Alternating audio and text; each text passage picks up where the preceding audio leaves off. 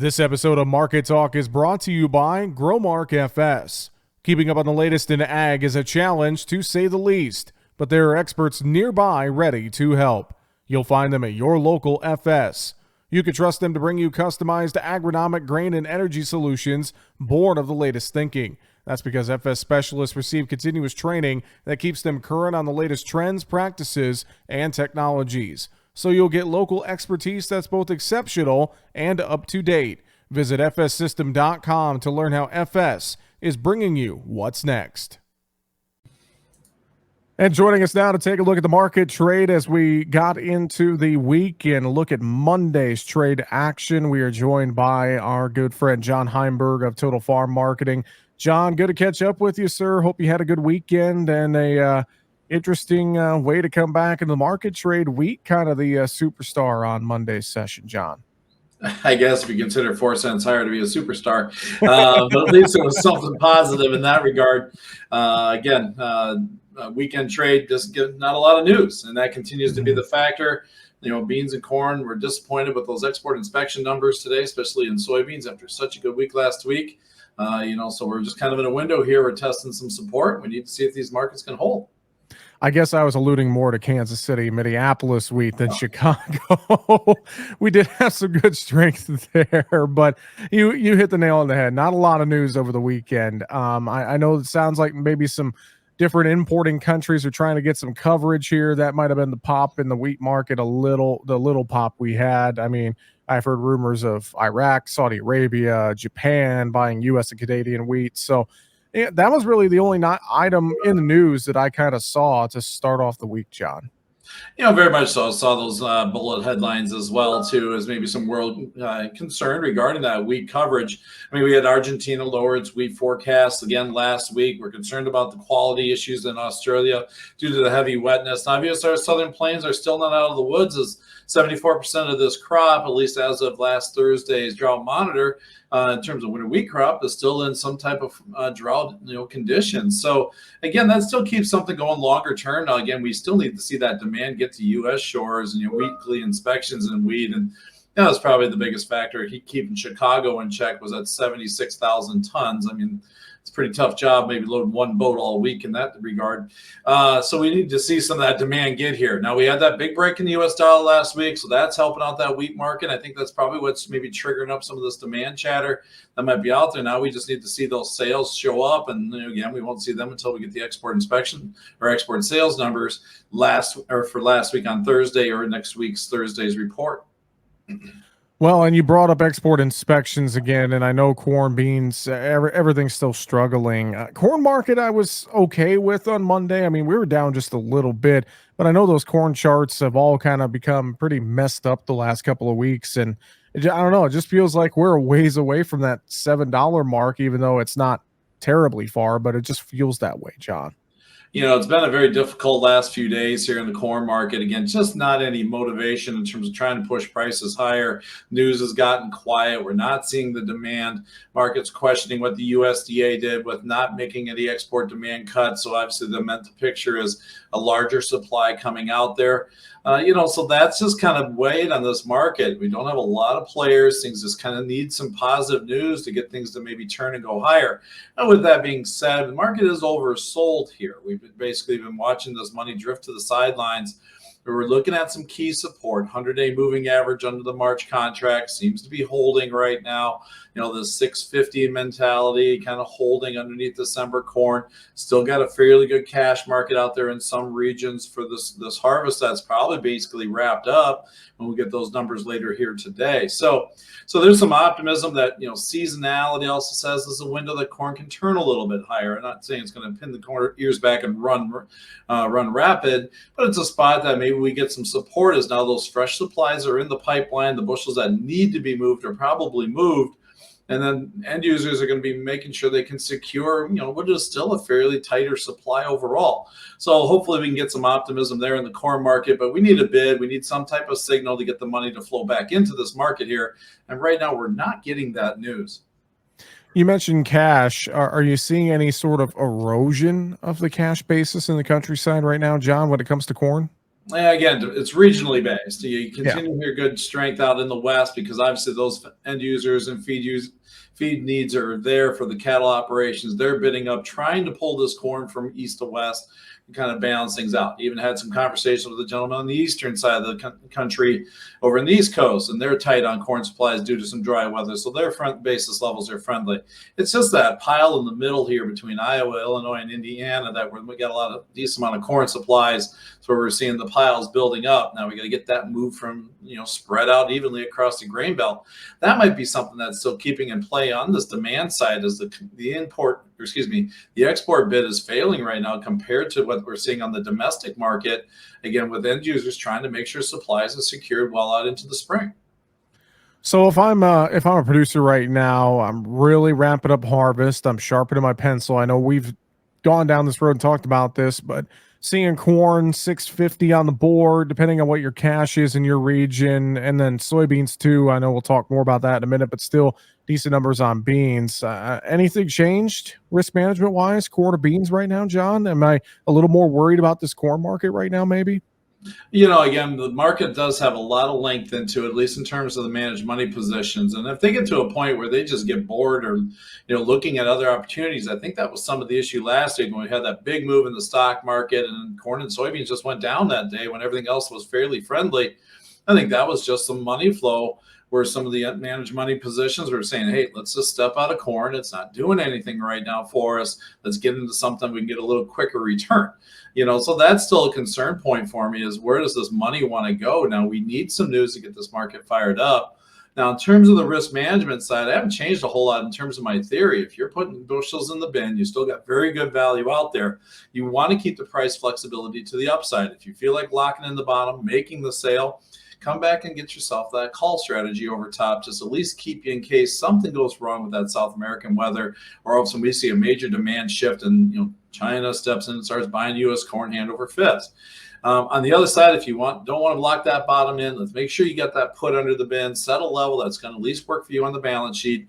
And again, keep those bushels open to the upside. Again, that's that price flexibility that we need to have. Because obviously if this market did want to kick back in and we go back to those upper ranges and those targets are still out there, we want to keep something in there to at least make sure we protect ourselves in case things fall south. John, soybeans on Monday were the downside leader. I wonder if that was mainly a case of crude oil weighing on veg oil markets, soy oil, if that was the main catalyst, or did you see something else there in soybeans on Monday? Well, that was probably the kickoff pressure was the weakness in the crude oil spilling over to the soybean oil market. And then we got that export inspection number. I mean, 1.85 million metric tons doesn't sound like a bad number, but last week we were at 2.6. And this is usually a window where those export inspections stay fairly strong. And we saw, pretty noticeable drop week over week. Does that mean the export inspections have topped out? That's the concern I think the market's looking at right now, that maybe we got an early peak on this, with that much of a drop off of last week's totals. Now, we can see some adjustments. We've seen that happen in the past. USDA could come back and add a couple 100,000 tons to it. Those things happen. We'll see what next week gives us. But the majority of those beans went out of the Gulf. Okay, we did see quite a bit of movement out of the Pacific Northwest. That seemed to have kind of slowed down. Maybe that's just a reflection of the supplies that aren't there in the north and the western part of the Corn Belt because of the weather forecast. So that was a disappointing number today. I think that added, the bean market kind of fell apart down to double digits. Did find some buying as we went a little bit closer. Now that we're kind of through this last USDA report too, the weather focus is now purely on South America. Things look good there. There was talk China was buying a good handful of cargoes from Brazil for the spring. That just keeps this market cautious that, hey, we need to make sure our prices are competitive to keep that demand somewhat in our marketplace. You mentioned getting out of the Gulf and the PNW. I've heard a little bit more about a fair amount of grain going out of the Great Lakes, and I don't know how much that could make up for what we're losing out of the Mississippi River. I really don't know, but I think that's an interesting note. I've seen more chatter about that the last week or so, John. Yeah, I've seen that as well, and we've seen some decent movement through the St. Lawrence Seaway and get things out that way. Again, that's just probably reflective of the fact we can't get things up and down the river to the level that we want to, and end users are still looking for beans. China does need beans. You're looking at soybean meal stockpiles at multi-year lows, prices at near record highs for the cash soybean meal. Also that report today that China was interested in looking for more pork imports, that helped that hog market out today, but that's just not good for corn, beans, and wheat. Basically because again, the lack of possible feed demand with hog numbers being down over there. So, there's just a lot of little pieces moving right now, but there is still some demand for beans. We need to see strong loadings and getting those bushels moved overseas. John Heinberg, Total Farm Marketing, is our guest today. John, looking at things in front of the trade, Russia-Ukraine grain deal. So far, no movement there, no extension of the deal. It expires coming up this weekend. I know Russia, it sounds like they want some concessions to help move wheat and fertilizer, among other things. As you look at that, it feels like that's probably going to be the big headline item that the trade's going to be watching for all week long. I would agree with that. That thing's been a market mover off and on for basically since it came into being back in the spring. And, in terms of these bushels moving, we'll have to see how that continues to play out in that regard. And again, watch the headlines. That'll jump into the wheat market quickly. To me, somewhere in the lines, they'll find some type of agreement. Again, we'll have to understand what the concessions are, what Russia is looking for and demanding, maybe coming together. But at the same time, we're still seeing some product move. Now, again, this market is, again, very headline driven, very focused on what we get on those daily wires, especially in that wheat market. So that's going to keep some volatility into this market and probably limit buying and selling in one direction or another, at least until we get something definitive. Very true. I know President Biden met with President Xi in China as well, but it sounds like, I guess, for lack of a better term, nothing controversial came from that meeting. So it didn't feel like that was a big market mover either on Monday, John. No, I would agree. Again, the geopolitical is still going to be a side of this, marketing strategies that we can't quite predict, and you never know what's going to happen in that regard. At least we had some dialogue, and basically, I guess the agreement was to figure out a way to agree and make things a little bit better overall. Again, it's pretty simple to say, difficult to do, so we'll have to see how things come to play in that regard. But just maybe the fact that they're talking may ease a little bit of some of the tensions that are out there. Basically, China needs us. We need them at the same time in terms of global economy and keeping things moving, whether it's in the ag markets or industrial levels or technology. So any type of development that keeps things a little cooler in terms of some of the battles between ourselves and in the industry level is only friendly. John, let's talk livestock, starting with the hog trade. That was a fairly decent market on the day Monday. I think both with hogs and into cattle. Feels like traders are going to be watching the cash markets this week, both pork cutouts, box beef prices, et cetera, to try and find a little bit of direction. I think they're cautious with those markets right now. Yeah, the cutout value in pork is a big one. I've been kind of watching that. It has trended steadily lower. Now, typically we put a bottom in around this late November, December window. Last year, the pork cutout index turned around in this same time frame and started working itself higher. And that's probably what's weighing on this market overall. It's just that lack of value in that cutout. Trading under the dollar level. Did see a little bit of strength at the end of last week. So maybe we're getting to a point things are cheap enough here. So we'll have to watch how that details into the cash market. But again, right now, we're just seeing that lack of strength overall in those two areas, just making it difficult for the hog market to rally. Now we got that announcement from China today, looking for some more pork. I think that brought a little bit of buying into the hog market, at least sustain some of the strength today. Obviously, we need the tail to be in the tape and the export sales down the road. On the cattle side, I know a little more mixed action there, even with grains, core to beans lower. I wonder, it sounded like maybe some traders are anticipating a little bit of pushback from packers this week out in cash country. I wonder if that's having an effect, John. I think that's keeping some quietness. Last week was a little disappointing, being mostly steady. And for the most part, biggest thing there, too, you talk about retail values now for beef. They kind of peak out around the 1st of December. Well, right now with today's midday trade, we're about $7 off of last week's highs in terms of choice carcasses. So that's something I think the market's definitely taking into account. I think that was some of the weakness we saw in that February contract today. Just seeing where does that cash trade go? Because if we lose a little bit of meat on the bone for the packer, those bids will tighten up. Plus, also fairly decent slaughter numbers this week. 671,000 head. That was 10,000 above last week or last year. 4,000 above last week. Seems like we just got a few cattle coming through the pipeline right here too. So that packer bid may not be quite as aggressive these next couple of weeks. So we'll have to see how that plays out. Again, for both cattle and hogs, typically we see some decent strength into the Thanksgiving Day holiday. and then things have a tendency to turn south into the end of the year. So again, we'll have to watch if those historical patterns kind of hold together.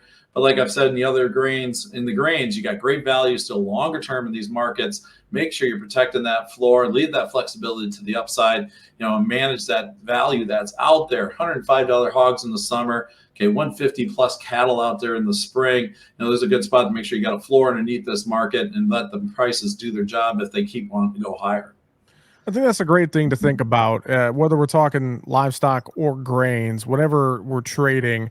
John, we're getting into that time period here in the next couple of weeks. It's typically the holiday doldrums, and there's not a whole lot of stuff to talk about. And we search for things to talk about here when we're on the show. But I think it's just a good reminder to not get complacent. The markets may be quiet, but it's a good time to try and maximize some of that value that is out there right now, John. Very much so. And right now there's not a lot of traders in these marketplaces. The volume is extremely low. And that may be just because of the fact that we're getting into the time of year. I mean, it's been low for quite a while, just that lack of investment. Does that kick around at the start of the year and change and become something new? We'll have to see if we maybe see some money start flowing in. Now, what direction? That'll be up to what the news has given us at that time frame. Right now, those ag sectors are still extremely valuable, at least in terms of their price levels historically. So it makes me a little cautious that if money decide to come in the first of the year and say, hey, look where cattle is, look where corn is. Let's push this to the downside and see if we can pull something out of the market that way. That is a very good possibility. Money flow sometimes doesn't worry about the fundamentals. When they want to take value off a market or push a market one way or another, those momentum traders can jump in and move prices quickly. So producers just need to be wary of that and make sure you're protecting yourself. Protect these levels, keep that price flexibility open to the upside, whether using put strategies, making sales, buying calls. Just make sure you have conversations about what you can do to keep some of that risk minimized. John, as well, dairy market, anything you're seeing there as we begin the new week? Nice recovery in cheese prices here in the last week, and that really gave a boost to a milk market that to me felt like was in trouble for a little while there, but snapped back very, very quickly on some of that demand. Maybe that's tied to holiday season. We'll have to see, but again, that is that window here where retailers are stocking up for looking for the Christmas window and the holiday window, getting that cheese supplies moving. So with that, that's encouraging. We've seen some price movement. Now we're back to the top of some ranges. Let's see if that can kind of hold. As a producer, you may be getting a little bit of a gift here. You got a market that's been trending lower, get a bit of a recovery, not quite back to those highs. That still keeps that trend lower in place. So maybe there's an area that dairy producers need to make sure they're locking in some value that might be in front of them. John, before we let you go, any final thoughts, anything else you want to reiterate for us here today on Market Talk? Again, the outside markets are still going to be a big key. What's happening with that dollar? That was a pretty significant break last week. Seems like the long dollar trade has kind of run out of gas versus other currencies. But at the same time, those are currencies like the won and the yen, and as well as the euro. It's not maybe the same as going against the Brazilian real. So even though the dollar might be tumbling, that you got to see what's happening against those currencies of countries that compete against us.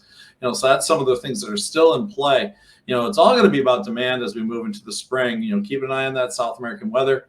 If that demand does show up, price has got another leg up here in my mind because of the tight supply. But if it does not, this market could be very, very complacent, and we could see some prices erode just because they can, given the value we're at. John, always appreciate the time and insight. If folks want to talk with you and get a little advice into their marketing plan there at Total Farm Marketing, what's the best way to get a hold of you, John?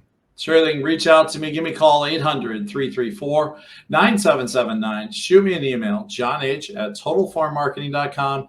And again, don't forget about that website of ours, totalfarmmarketing.com. A lot of great information for producers out there. Love to have a conversation with you. Feel free to give me a call. There's no obligation just to pick up the phone.